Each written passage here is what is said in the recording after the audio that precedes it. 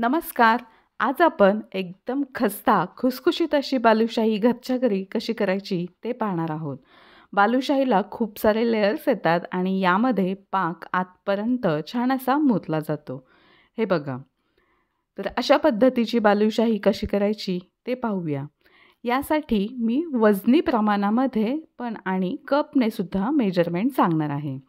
तर परफेक्ट प्रमाणासह आपल्याला हे मेजरमेंट घ्यायचं आहे. 1 कप मैदा घेतलेला आहे. याचं वजनी प्रमाण 150 ग्रॅम इतकं आहे. आता हा मैदा आपल्याला चाळून घेणं आवश्यक आहे. मैदा चाळून घेतल्यामुळे हा हलका होतो आणि यामध्ये काही कचरा असेल तो सुद्धा वेगळा होतो. आता यामध्ये किंचितसं मीठ घालून घेऊया. कोणत्याही पदार्थाला, गोडाच्या पदार्थाला थोडंसं मीठ घातलं की त्याची चव अजून वाढते. आता यामध्ये आपल्याला 50 ग्रॅम इतकं तूप घालून घ्यायचं आहे. हे तूप मी फक्त पातळ करून घेतलेलं आहे.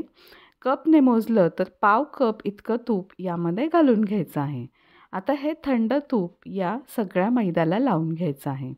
मैद्यामध्ये अशा पद्धतीचं थंड तूप घातल्यामुळे बालुशाही एकदम खस्ता बनते.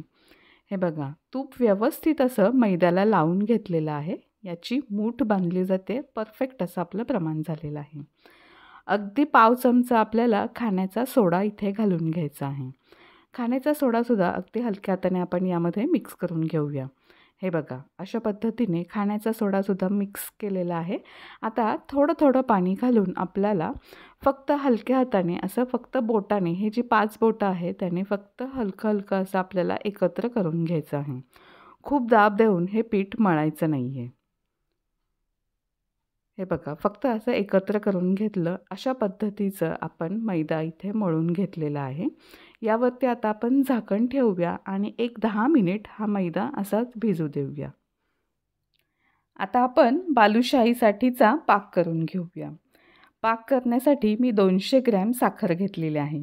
इथे एका वाटीने मोजून घेते म्हणजे आपल्याला पाण्याचं प्रमाण घेता येईल. तर या वाटीने 1.5 वाटी इतकी साखर होती. त्यासाठी याच्या निम्मी म्हणजे पाऊण वाटी इतकं पाणी यामध्ये मी घालून घेतलं आहे. जर कपने मोजून घेतलं, 2 कप इतकी साखर असेल तर 1 कप पाणी यामध्ये घालून घ्यायचं आहे. आता आपल्याला साखर इथे विरघळवून घ्यायची आहे. हे बघा, साखर विरघळायला ठेवलेली आहे. आपल्याला सतत तळापासून चमच्याने असं हलवत राहायचं आहे. या पाकाला उकळी आलेली आहे. पाक आपल्याला खूप जास्त घट्ट करायचा नाही आहे.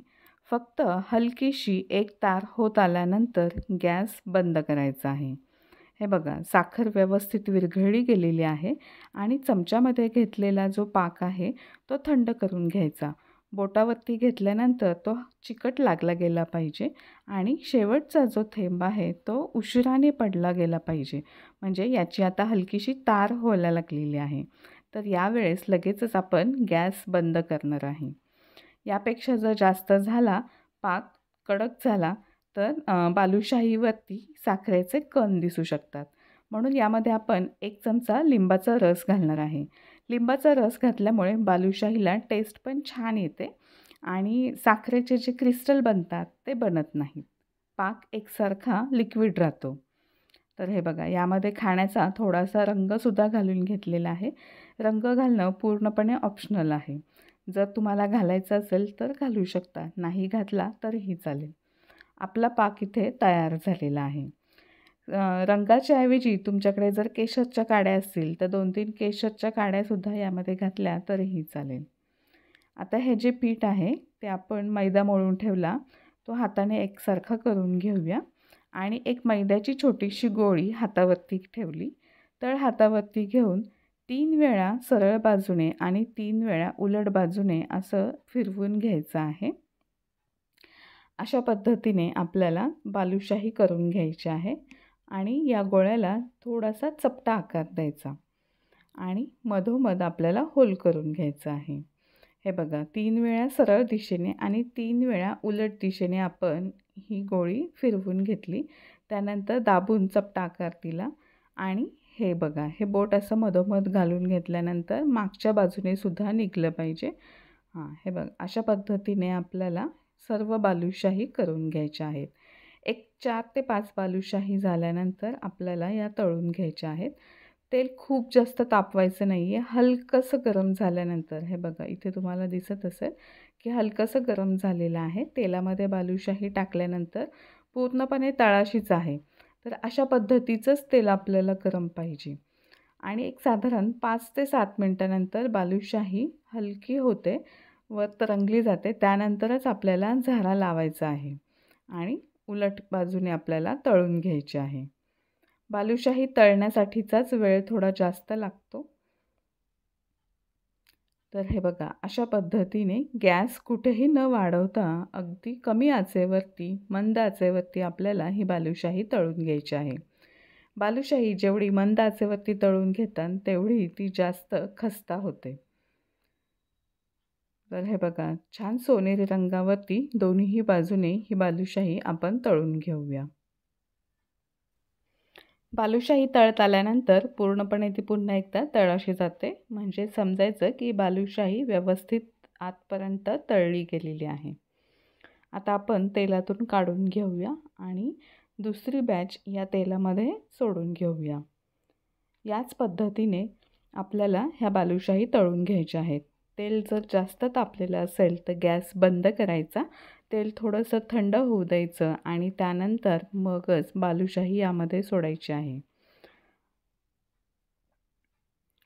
बालुशाही थंड तेलामध्ये सोडल्यानंतरच हे बघा इतकी दुप्पटपेक्षाही जास्त अशी फुलली जाते. आता आपण पाकामध्ये बालुशाही घालून घेऊया. पाक जर समजा चुकून बिघडला असतं त्यामध्ये 1 चमचा पाणी घालायचं आणि पुन्हा एकदा तो पाक आपण तयार करून घेऊ शकतो. दोन्ही बाजूने 5 ते 10 मिनिट ही बालुशाही या पाकामध्ये ठेवून घ्यायची आहे. तर अशा पद्धतीने आपली ही बालुशाही तयार झालेली आहे. बालुशाही पाकातून काढल्यानंतर चाळणीमध्ये निथळून घ्यायची आणि त्यानंतर त्यावरती कोणतेही तुम्ही ड्रायफ्रूट्स ठेवू शकता, घालून घेऊ शकता. तर अशा पद्धतीची एकदम परफेक्ट रसरशीत आपली बालुशाही तयार होते. तुम्ही ही बालुशाही नक्की करून बघा. तर आजचा हा व्हिडिओ तुम्हाला थोडा जरी आवडला असेल, उपयुक्त वाटत असेल तर व्हिडिओला लाईक करा, शेअर करा आणि आपल्या या यूट्यूब चॅनलला अजूनही सबस्क्राईब केलं नसेल तर सबस्क्राईब करा. अशाच पद्धतीच्या नवनवीन रेसिपी घेऊन पुन्हा भेटूया. तोपर्यंत धन्यवाद.